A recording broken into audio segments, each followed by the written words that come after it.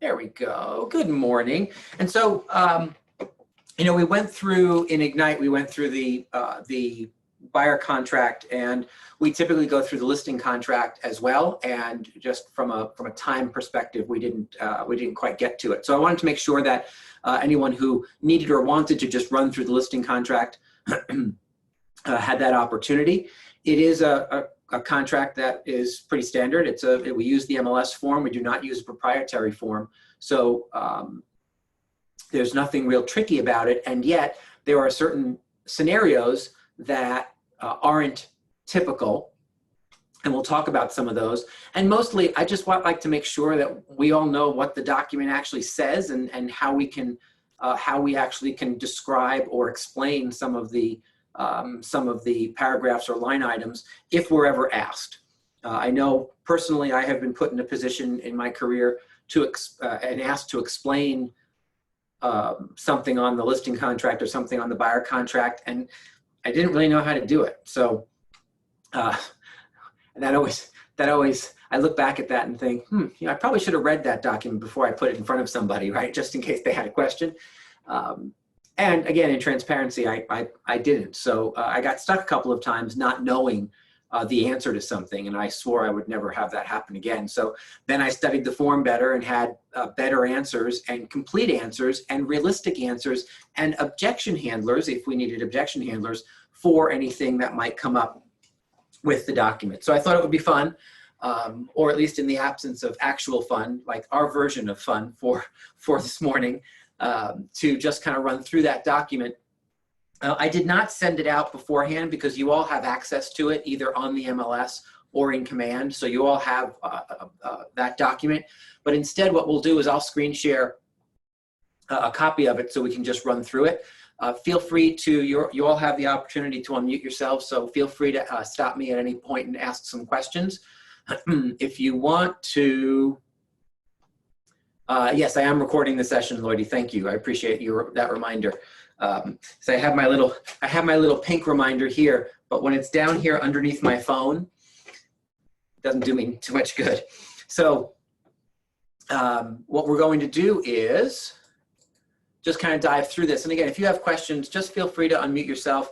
I don't have, usually when I'm screen sharing, I don't have access to the chat room. So do unmute yourself and ask the question instead of popping it in the chat, because I won't see it if it's in the chat. So let's run through.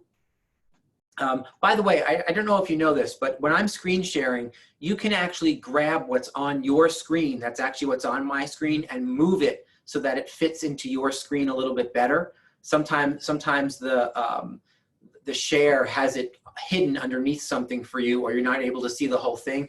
You can move my page around on your computer so you can see it better. I think you just have to hover your mouse over it, and you should get a little hand, and then just click the left mouse click and move it around so that you can see it better. So the only document that we use in our offices is the exclusive right to represent. There are others. There are exclusive agencies. There are opens.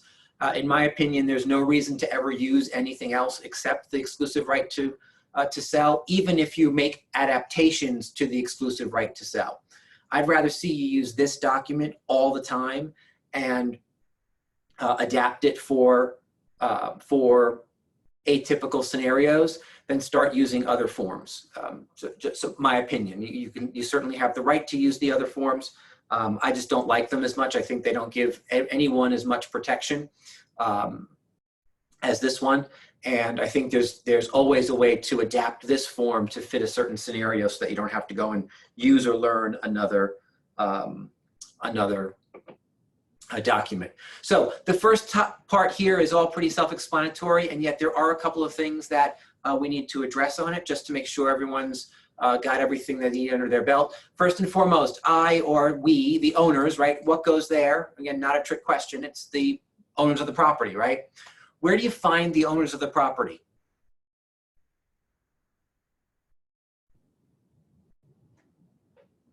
In the town records? In the town records is the right answer. Now, of course, right now we are a little challenged because we can't get into most of our town halls, and yet generally speaking, most of the time we're going and checking actually at the town hall for for those owners. I will tell you, I have had twice in my career. Once it happened to me that got caught before it went on the market. Once it happened to somebody else in the office I came from before we opened our offices, where somebody put something on the market and it went on the MLS. They had the broker's open house. It was showing for a week or so. They got a couple of offers. They settled on an offer. They negotiated, settled on an offer. And as the contracts were being drawn up, what was unearthed was the fact that the people who lived in the house and had signed all the documentation didn't own the property. They were actually tenants there who were attempting to sell the property. The fact that it got to contracts still floors me to this day, right? And yet the reason it got so far is because the agent didn't go to town hall and make sure that the field card had the same names on it as the people he was talking to. They just called, he went over, and he took them at their word. So if you learn nothing else today, learn this. People lie. You can just make a note of that. People lie, right? So part of our job is to protect the integrity of the whole process and make sure that the people that we're speaking to actually own the property and have a right to sell that property. What happened to me was Debbie and I had somebody call us and ask us to go and list the property. And when we arrived, we always pulled the card before we went there, just so we knew what to expect. And it was, John and Karen Smith owned the property, and John was the only one who was there. He was the only one talking to us. And so halfway through checking out the house, in that first step that we went to, we said, and so curious, will Karen be joining us? Is she at work? What's a good time for her? So when we're scheduling our follow-up to sit and have the consultation, she can be included. And he said, oh, no, she doesn't need to be included. I'll be making all the decisions. Okay, well, that's awesome. Please do note that we have a responsibility to make sure that we have her ear and her signature as well before we put this on the market. And he got kind of belligerent with us because he didn't think that was such a hot idea, only to find out about 3 days later why. Because they had already separated. He was living in the house, she was not, and he was attempting to sell the house and not let her know. I guess their divorce decree had not been finalized, and so he wanted to sell the house quickly because he kept telling us how quickly he wanted to sell the house, right? He wanted to sell the house quickly, thinking that somehow he could then pocket the money and run to Mexico or something. I don't know what his plan was. So just know, you need to know who owns the house, and that's whose name goes there. And that's determined by the records at the municipality. I wouldn't count on the records in the MLS, and I wouldn't count on the records at Vision Appraisal either. I know that a lot of us are using those online resources, except for right now when it's really difficult to actually access the actual field card. I think part of our role, part of the job as listing agent is you need to go to that municipality and pull and take a copy of the actual field card so that you can prove not just who owns the property, but a lot of other information as well. All right, so that's line number one. Yes. Rick, so can you just explain what happens when it's an estate sale and what documents you're looking for as the broker to make sure that the person who's signing the documentation is the executor of the estate? Absolutely, absolutely. Thank you for that reminder, because I was actually supposed to talk about that and I forgot. So there are a couple of scenarios, right, where the person or persons who own the property are no longer living, right? So what do you do then? So let's take a scenario where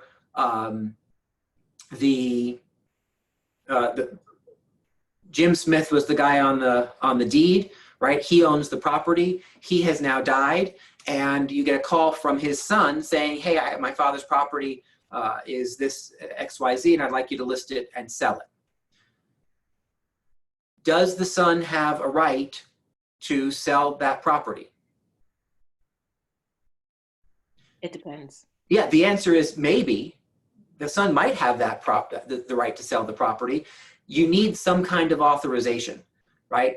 The son may have had power of attorney, and then whether or not that survives after the death of that person is built into that power of attorney, right? The son may have been granted the property via will, right? And in that case, you need to verify that the court has adjudicated the will and that he now has authority. If the father's estate is being handled by the son, well, then the court will have issued a document that appoints that child as the executor of that estate, right?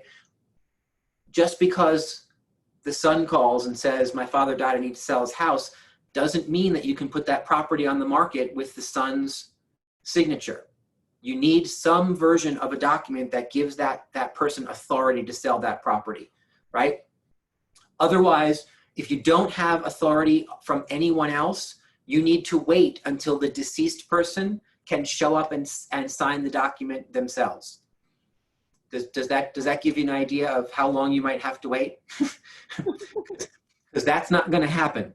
But my point is, if the deceased person is the sole owner and there's no other authority that the court or the owner himself has given anyone else, you're stuck. You can't list that property until or unless there's some sort of authority given.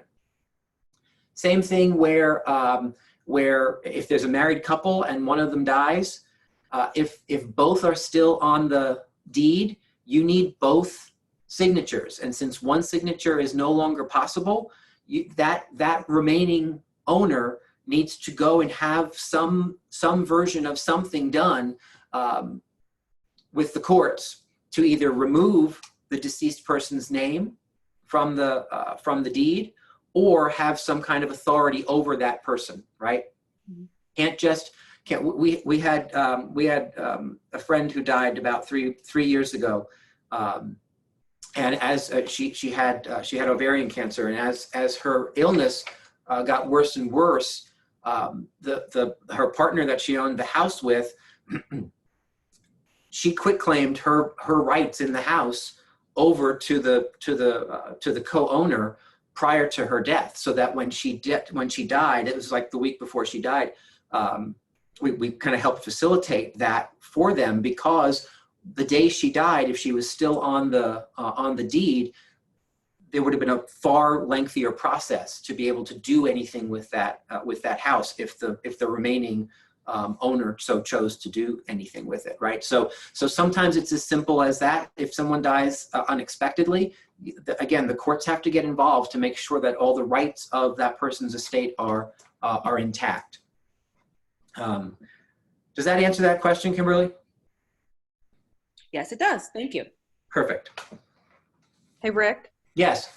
So I had 2 estates last year, but the one that really floored me was these were a nephew and niece inheriting the house, no direct heirs, and they made these people go through DNA testing. So the state of Connecticut must have had someone step forward after the fact as an heir, and there must have been a lawsuit because we had to wait forever for the DNA testing to be done. And they looked for an heir. They went looking for an heir before we could proceed. Wow. Yeah, so the niece and the nephew weren't the direct heirs, and so somebody either complained, filed a lawsuit, or had somebody's ear on that, absolutely, to make sure that that there was no other person in line for the property. Yeah, and you can see how important our role in all of that is. I can tell you that about a year ago, I had someone come to me and say, I have this listing we're putting on. The husband and the wife got divorced 13 years ago.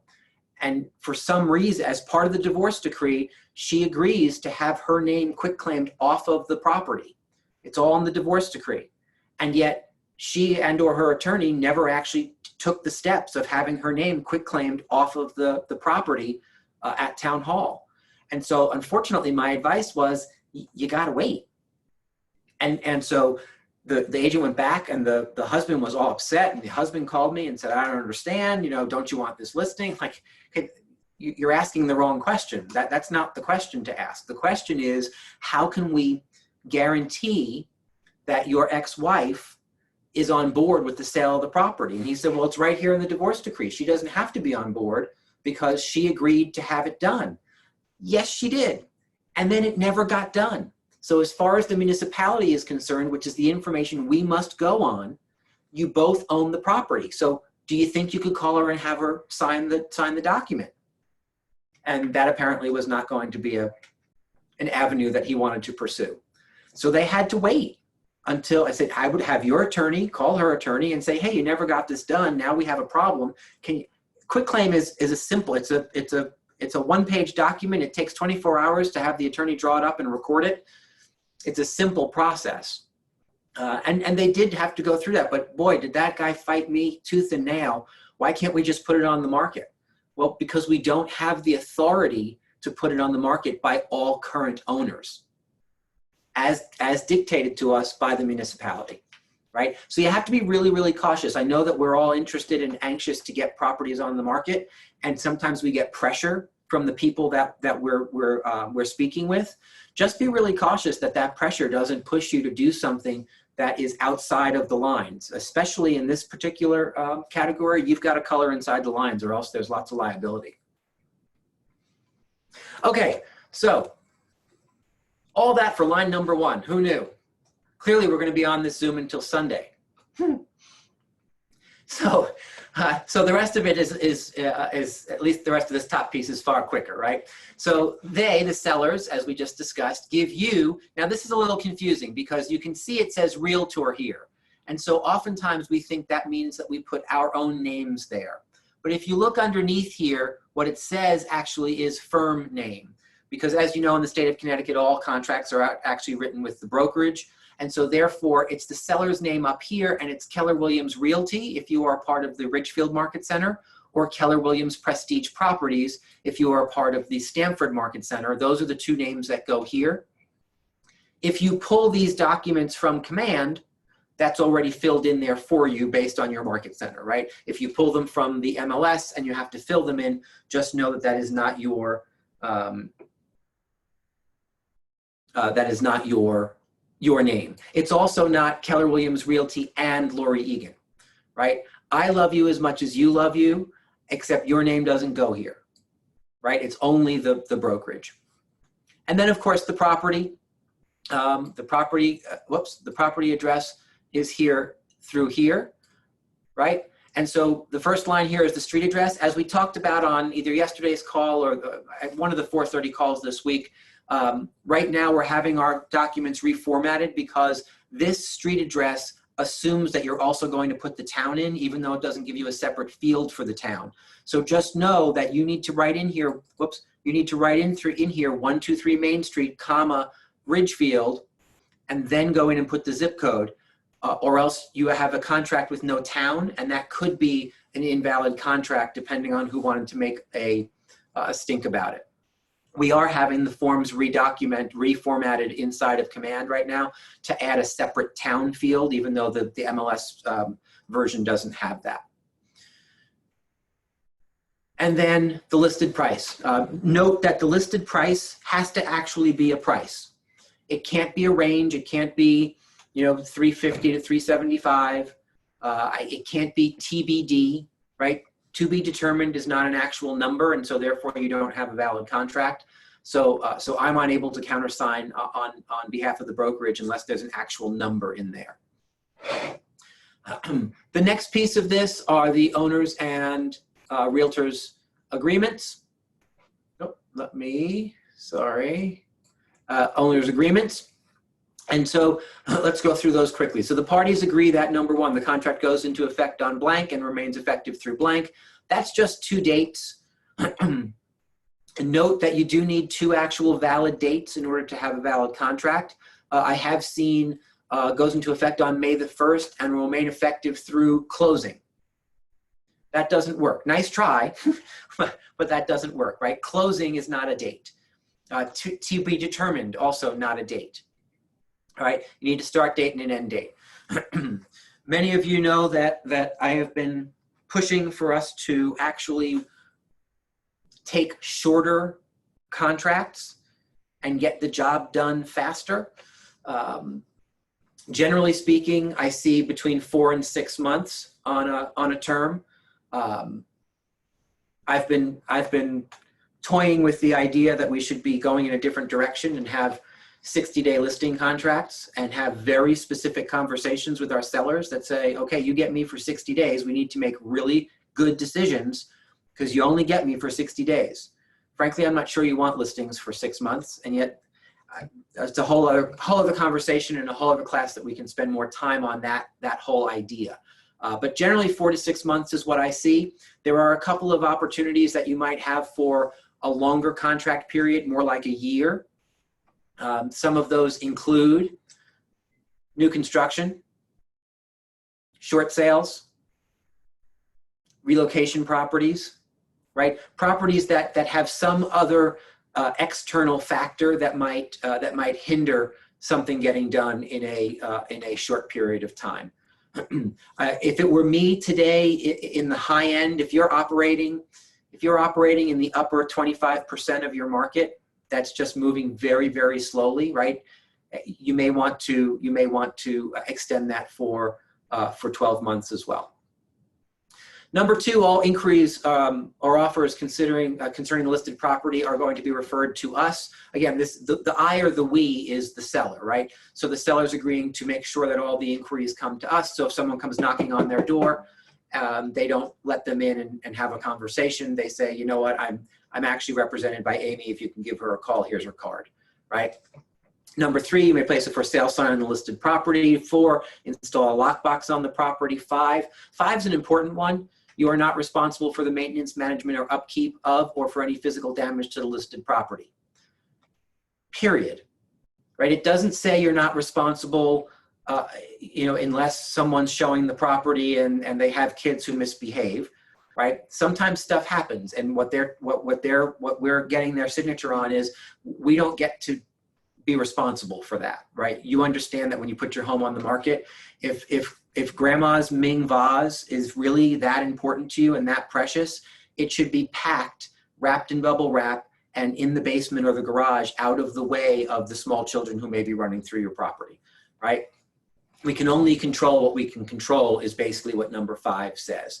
The other thing to remember is that it's not your job to make sure that the snow plows come in the winter, or that the walkway is shoveled. It's not your job to go and mow the lawn before an open house, right? All of those things that sometimes we find ourselves stepping into, that is the seller's job. We are not property managers, we're listing agents, and they're 2 different jobs.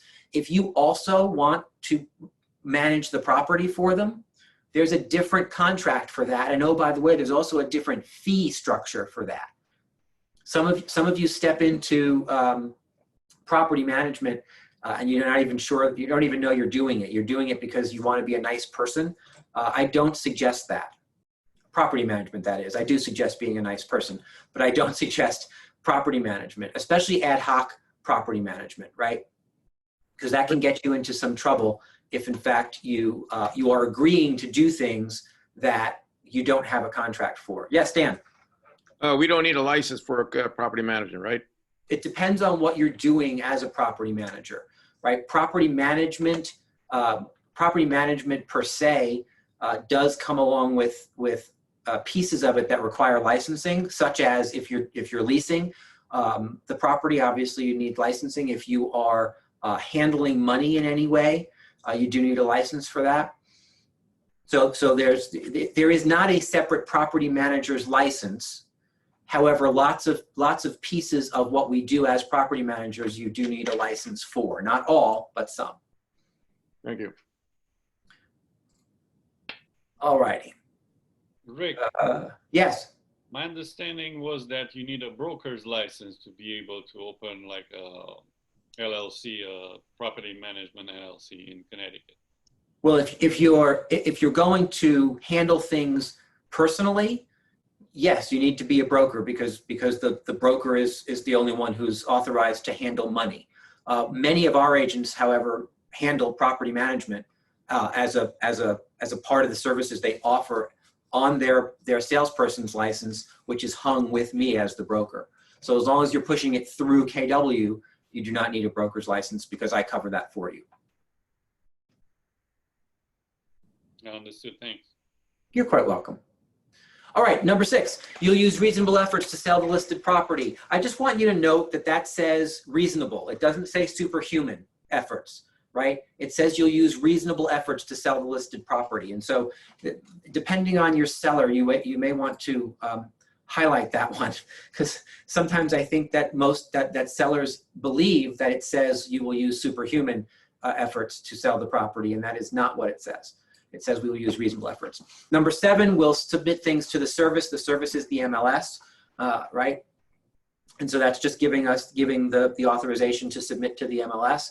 Number 8 basically says that all the stuff you give me, information and photographs and whatnot, become our property once you give it to us. It's almost irrelevant nowadays, because it absolutely becomes the property of the MLS once it's listed, because they stamp everything that you submit to the MLS nowadays to make sure that we're not verging on running the risk of copyright infringement. Number 8, the issue that some agents have with some clients is that word right there, is the word irrevocably. If you have attorney clients, attorneys don't love the word irrevocably. It means forever and ever, amen. Right? And so here's what I will tell you. Don't argue about number 8. If people don't like the word irrevocably, just cross it out. Just put a line through the word irrevocably, an initial, and have everyone initial above it. It still says that they're assigning rights to us. It just doesn't say they're assigning rights forever. Why people care about photographs of a pool that they will no longer own is beyond me, and yet sometimes people care. So I don't think you need to make a big deal out of it. If it becomes a problem in the conversation, just suggest that you cross out that one word, irrevocably, because that's usually the issue. Number 9 says, oh man. So number 9 is interesting, because what number 9 says is if I take over a property from Coldwell Banker, and the sellers had a really bad experience with Coldwell Banker, and they say to me, look, I was listed with John Smith, as you know. I do not like him. I do not want him in my house. And as a matter of fact, I don't want Coldwell Banker to have any access to my listing. I don't want to see it on their website. I know you share everything. You know, all you brokers share everything. I don't want to see it. What number 9 says is that if we list Coldwell Banker, that office specifically, on Schedule A, that the listing will not show up on their web feeds. Well, that's a lovely idea, except the MLS wrote this form and then never actually built out their system to allow that. So it's impossible for us to eliminate that. So the conversation here, if you have a conversation around someone being a horrible human being, the conversation here isn't necessarily we can't do that. It's, you know, I understand that you had a bad experience. Let's look at this from the perspective of getting your home sold.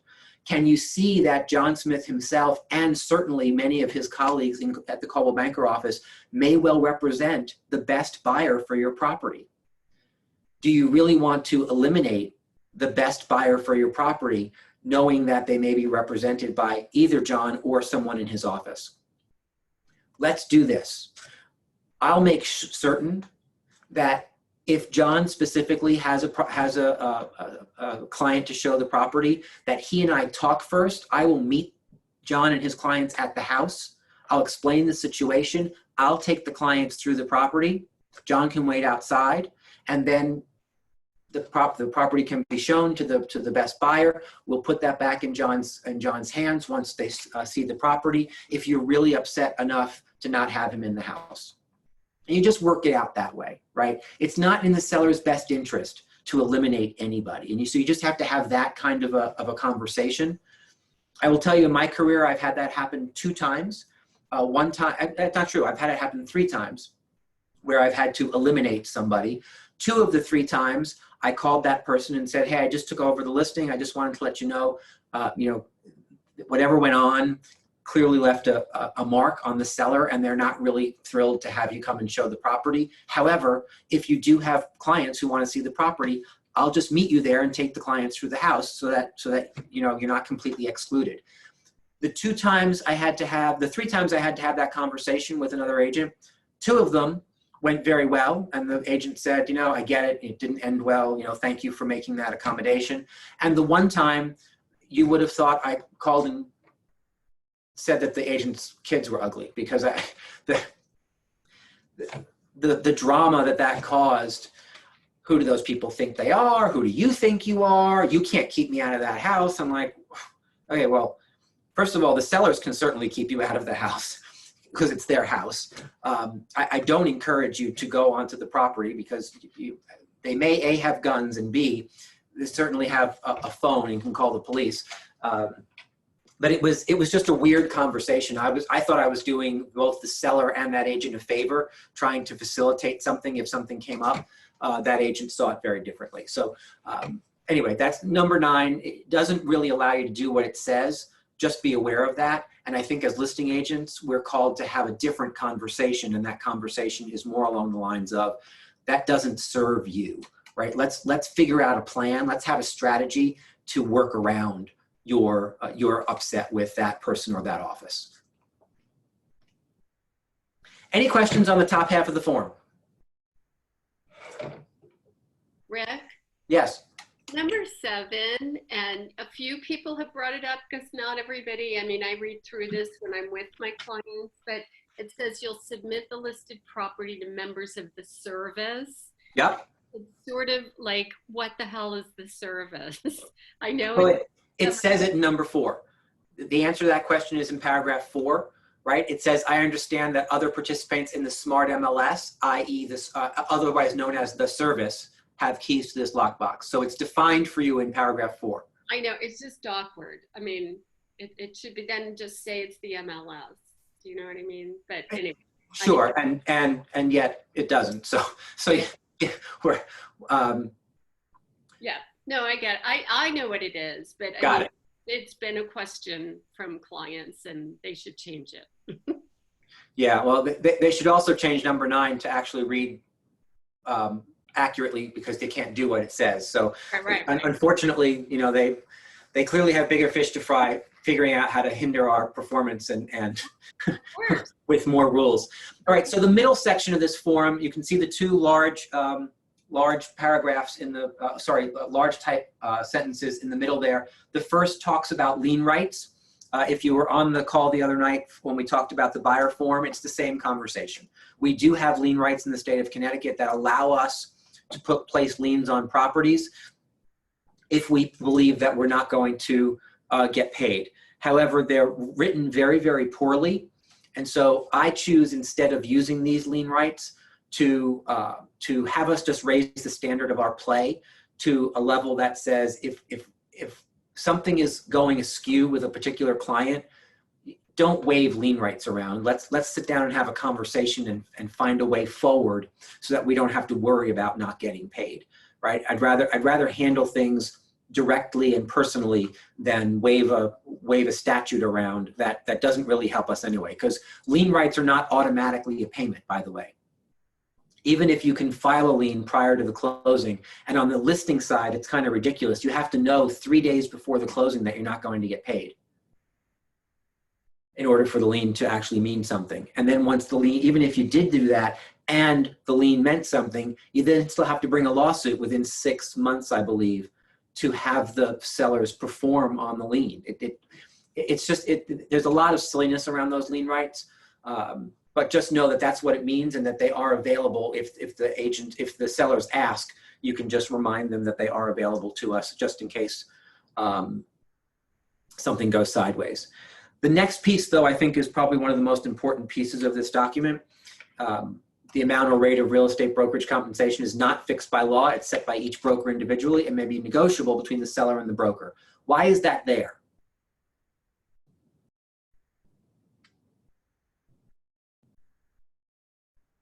So we get paid. Charge 12% if you want.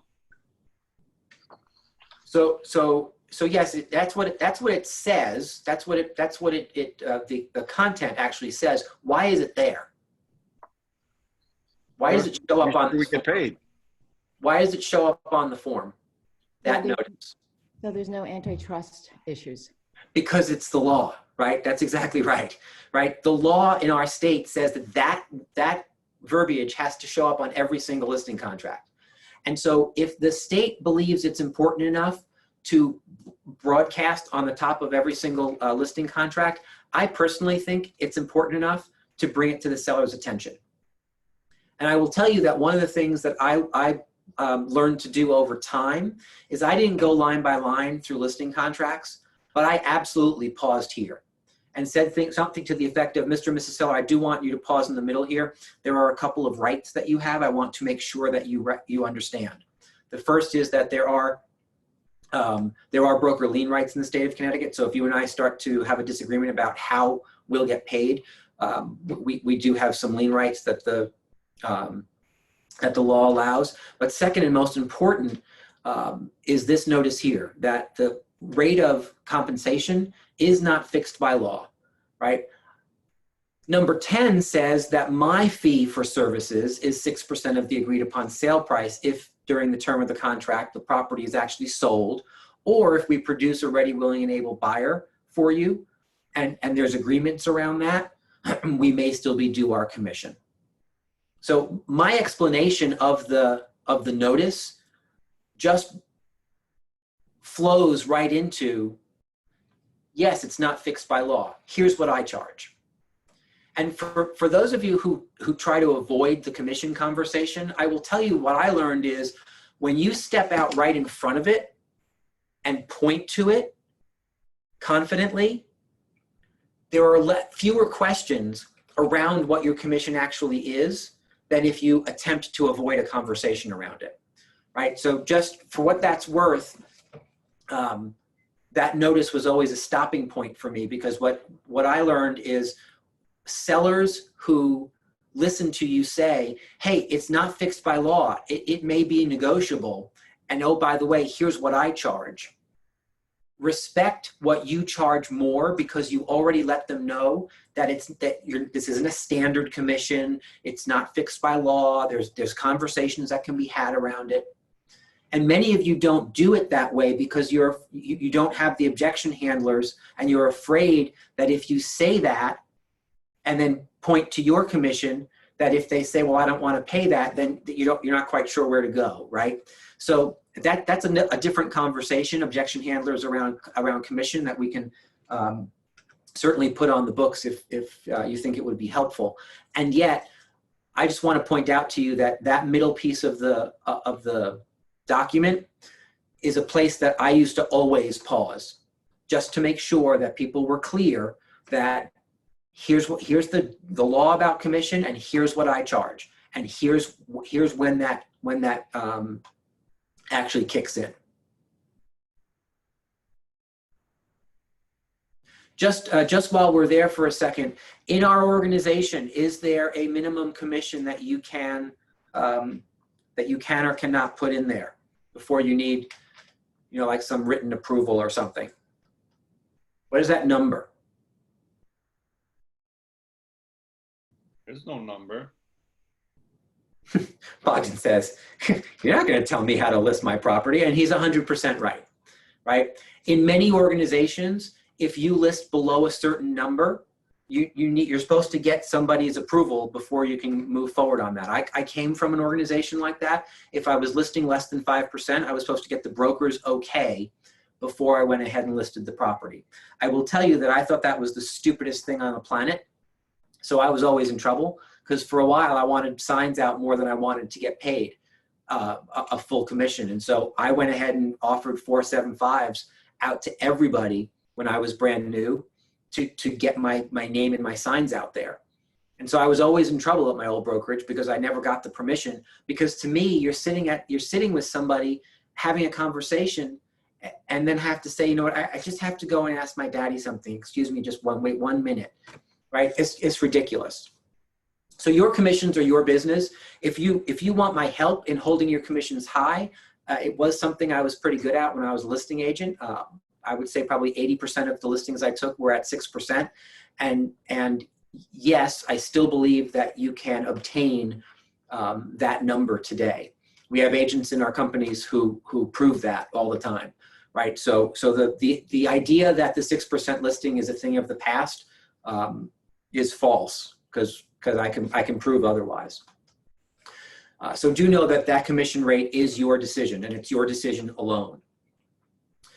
11, We authorized you to offer out a portion of that commission to pay other people, right? To pay the buyer's agents. It doesn't say half, right? So if you take a 6% listing, can you offer out 2.5% and keep 3.5%? Yes, you absolutely can, right? You absolutely can. The sellers need to know that, and that's going to show up either on the data input forms or the printout of the listing that you give to them to sign or initial before you put it on the market. So they've verified all the information, right? So they'll see that. Number 12. Number 12 talks about dual agency. It just is an outline that says we also might represent the buyer. And in that event, we'll have a further conversation. This is not a time where you actually sit and have a full-blown conversation about dual agency. It's not necessarily necessary right here. It's just a mention that that is possible, and that if it comes up, we will address it. Number 13 is your holdover clause. We'll pay you the same commission if within I encourage you to use 180 days here. Some of you use 60 or 90 days. I will tell you, my experience says that is simply not enough. Let me read through the rest of it and I'll tell you why. We'll pay you the same commission if within a 6-month or 180-day period of time this agreement terminates, we sell the listed property to anyone who saw the listed property while we were the listing agent, except if a new listing agreement with somebody else has become effective during that 6 months. Right? And so what this says is, if we have a listing that expires, and then 2 months later, somebody that came to an open house while we were still in charge of the property buys the property, we're still due a commission because they found the property during our tenure. So I will tell you, I have watched people wait listing agents out on this for 30 or 60 or 90 days. Most people won't wait you out for 180 days. And so I just think 180 protects you better than something smaller. And the interesting part is, see, with me in front of a seller, if someone said to me, well, 180 days, that seems like a ridiculously long period of time. My first question would be, well, what do you think is a more reasonable period of time? Well, I think 30 days. Got it. So I'm curious, Mr. and Mrs. Seller, do you have plans on selling the property to someone and trying to cut me out of the commission? Because that's the only time this would actually matter, right? If you're playing by the rules and I'm playing by the rules, number 13 actually doesn't matter because of the end. If it expires with me or cancels with me and you go and list it with somebody at Coldwell Banker, well, that's a new listing agreement. And so then all bets are off for me, right? And that's what the end of 13 says. So again, I just encourage you to use 180 days to protect yourself. Number 14 says they've received a copy of the contract. Please note that's an important piece of this. They need to get a copy of it because it says it in here that they get a copy of it, right? If you're not meeting people at the office and have a Xerox machine or a copy machine to accomplish that for you once everyone signs, you could just take 2 copies, right? Have 2 originals and have them sign 2, leave 1 with them, and take 1 back to the office. And then, of course, they initial here and here at the bottom of page 1. The top of page 2, you just stick in the date and the property address at the top. And then page 2 really just is a lot of disclosure conversations, right? 15 and 16 basically say, look, if you try to get out of your obligations under this contract, we're going to come after you and your kids and your grandparents and whoever else might be alive. And you're also going to agree to pay for our attorney and any court costs if you try to avoid your obligation. All right, if we're validly due a fee, we're going to expect that you're going to pay that. This next piece here is also required by law. It talks about lead-based paint. It just simply basically pushes you to the lead-based paint disclosure.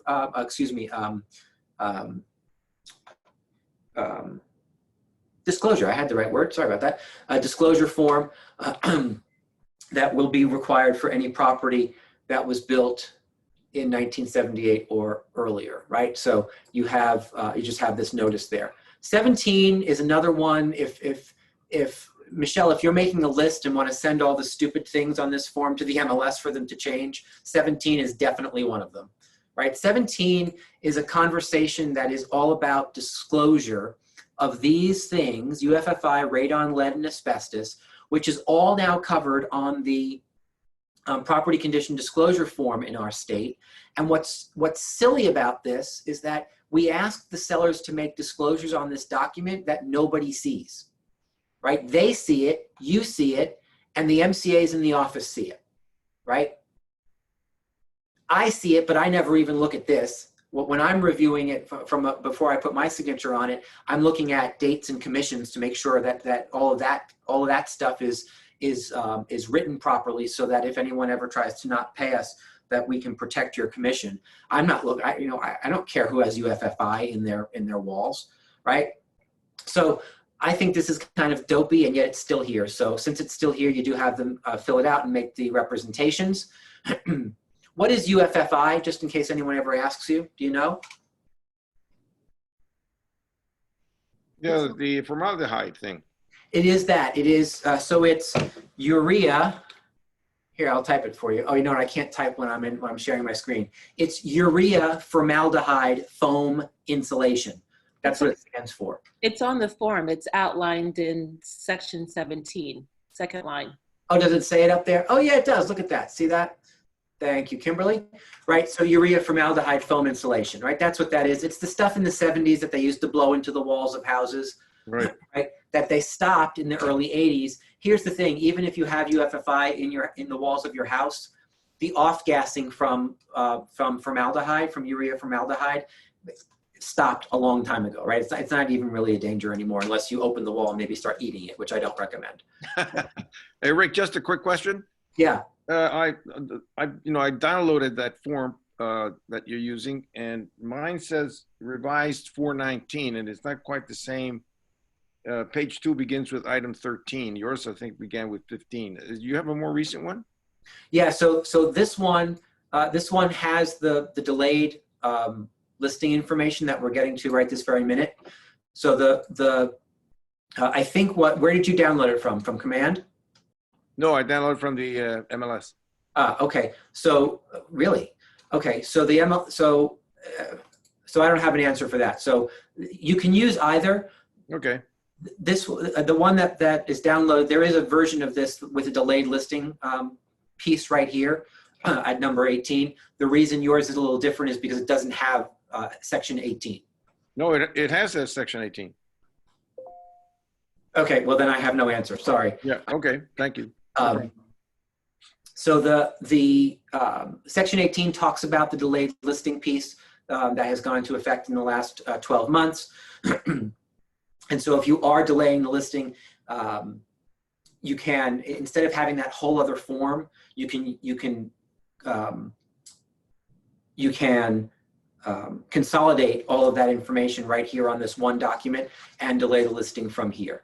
Like the coming soon and the off MLS forms are still separate, but if you're using this particular MLS form, my understanding is that this counts as your delayed listing as well. You don't necessarily need the other delayed listing documentation to go along with this, because this has all the info on it. 19, Hey, other Rick. terms, yes. Can I just ask you a quick question? Because this happened to me this year. Yeah. So you don't need a lead disclosure if the house was built in 1978 or after. I suppose the house is built in 1978, because I actually went to I the would do document. one. If it were me, I would do one. If it was built in 1978, I would just have them do it, because you're right on that cusp year, right? Yeah. Have them do it even if it's not required.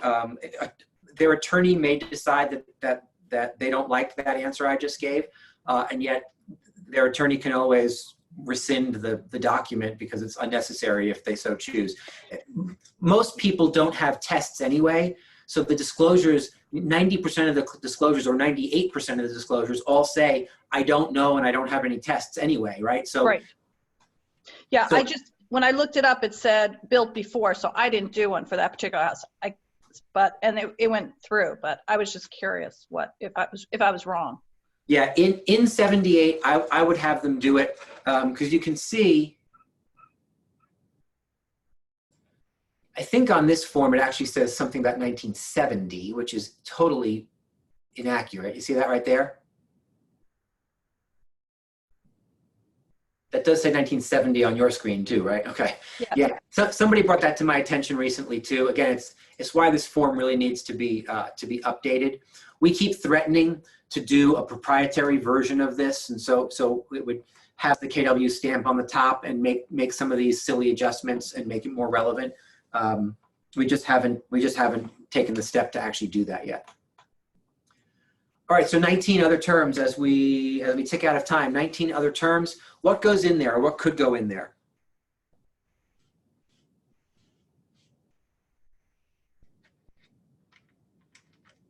So typically, I would use other terms specifically as it relates to contractual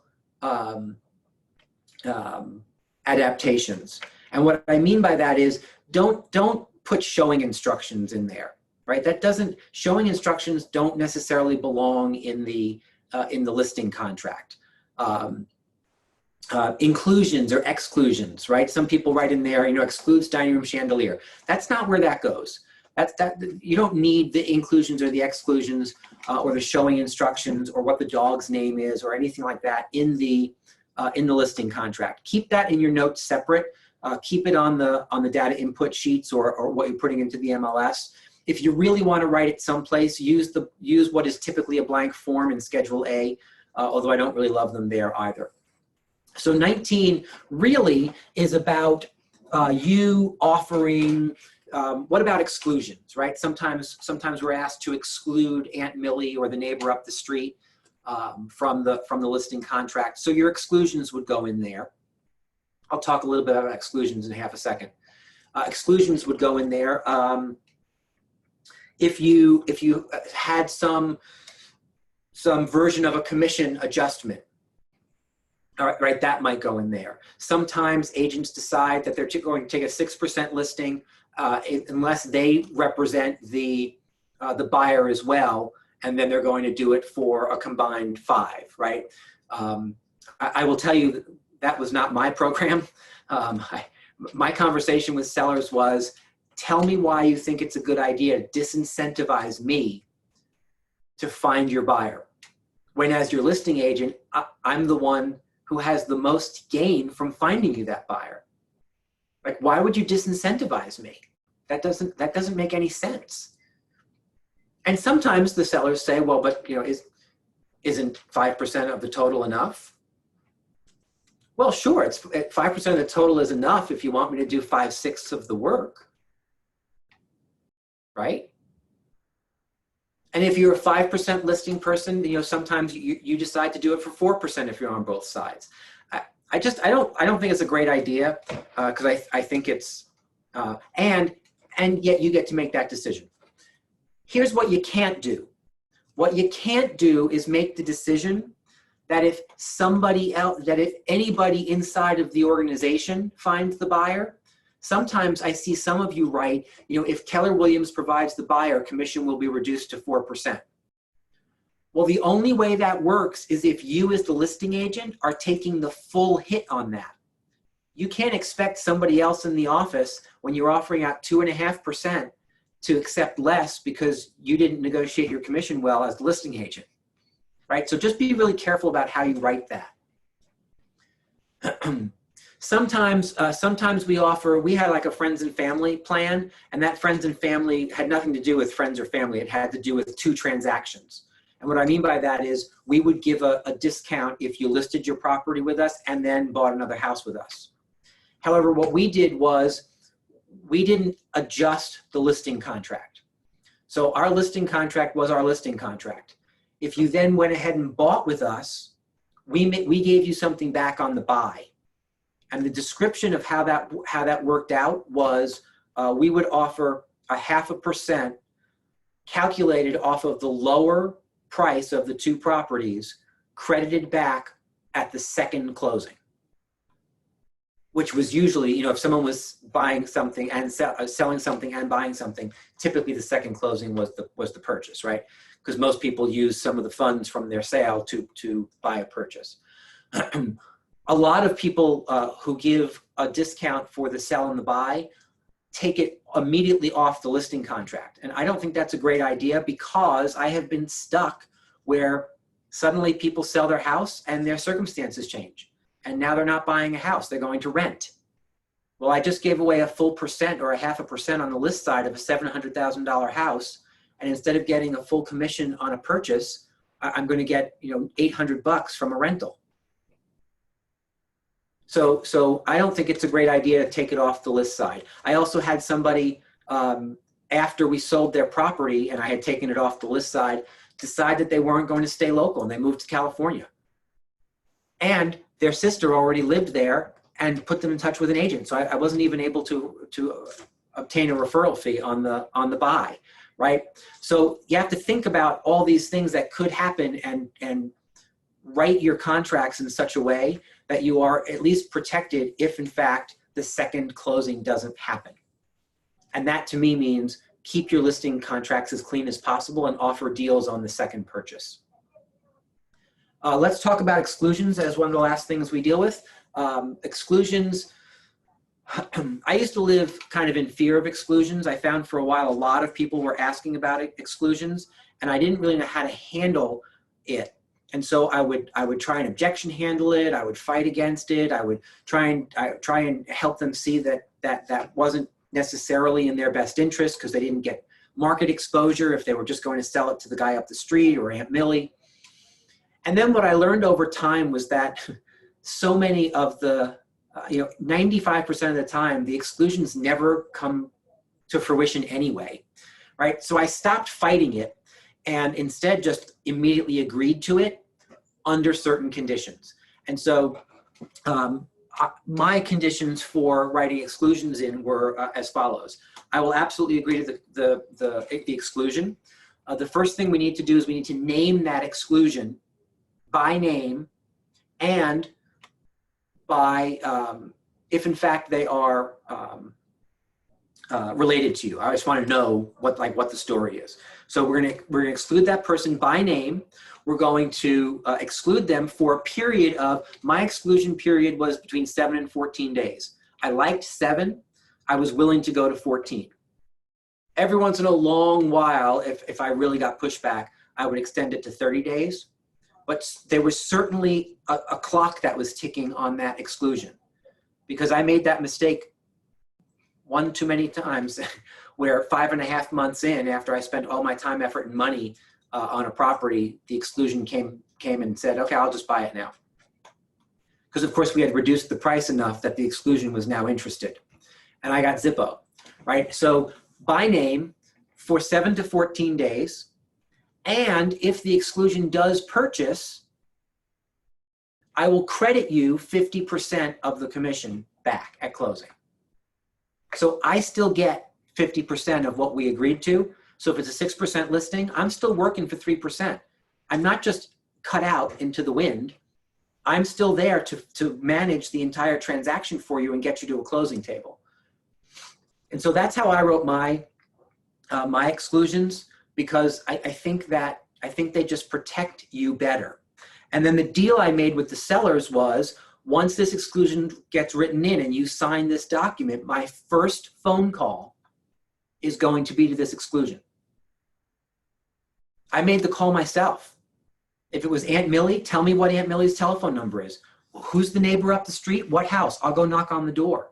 I wanted the exclusion to know as soon as I had that listing contract signed that I had the listing. Here was the price it was being offered out at. Were they interested in buying? I wanted to make sure the seller didn't think I was trying to hide from the exclusion. So we're just going to dive right in. Let's just know right now. Are you interested or you're not? So I would do that as part of the service with the exclusion. And again, most of the time the answer you got is, oh, how much are they asking? Because the exclusion thought they could come in and buy it for a song. And that's not typically how things work, right? And then of course, number 20, we authorize you to disclose non-confidential information to people about the listed property. This is all fair housing on page 3 or at the bottom of page 2, depending on your contract. And then of course, all the signatures. The one thing to remember here is Realtor, again, this is firm name again. So if you're downloading from command, this will be filled in for you with the name of the firm. If you're downloading and they're blank, this is Keller Williams Realty or Keller Williams Prestige Properties. Authorized representative is who?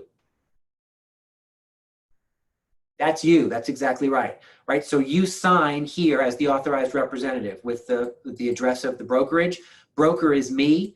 And so once you have signed and the sellers have signed here and here on the right side, this all gets submitted via command to the MCA within 3 business days. And then they check for compliance with all your documentation. Then it comes to me, I countersign. And then if you so choose, you can get a copy back to your client with my signature on it. Please just note that, can we get the signatures on the line and not below the line? Can we get the signatures on the line and not below the line? The boxes are below the lines for the rep Oh yeah, they are. Look at that. That's weird. and for the owner. It's for all of them. It's except for me. I'm the only one who has to color on the lines. Yes, we can certainly have those moved. It drives me nuts. So that would be Yeah. great. Yeah. And so here's what I want you to recognize is once you sign it and the seller signs it, you have a valid contract. Your signature binds the company, right? My signature is on these forms for one reason and one reason alone. It's because when you take a listing and you put it on the MLS, you put it on the MLS in the name of the brokerage, and you're offering compensation out to the world on behalf of the brokerage. So my counter signature just simply wraps back around and makes sure that the documents are all written properly so that if we ever have to, when we sell the property and we have to offer out, and we're offering out compensation to somebody else, that we make sure that we have all the documentation that we need to collect from the seller. So I'm like the fail-safe signature on the bottom of that to make sure that the property is listed, the document is filled out correctly so that we get paid, right? Because we're offering compensation out.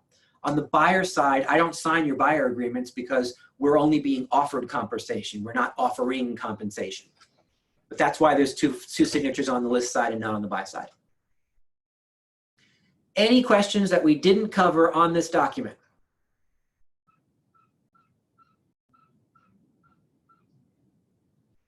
All righty.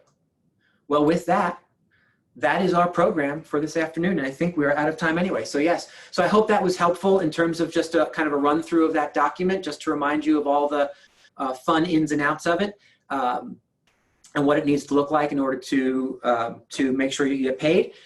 We will see you. I don't remember what else is going on today, so we'll see you when we see you, but certainly we have a 4:30 weekend wrap up if you want to join us for that. We'll see you soon.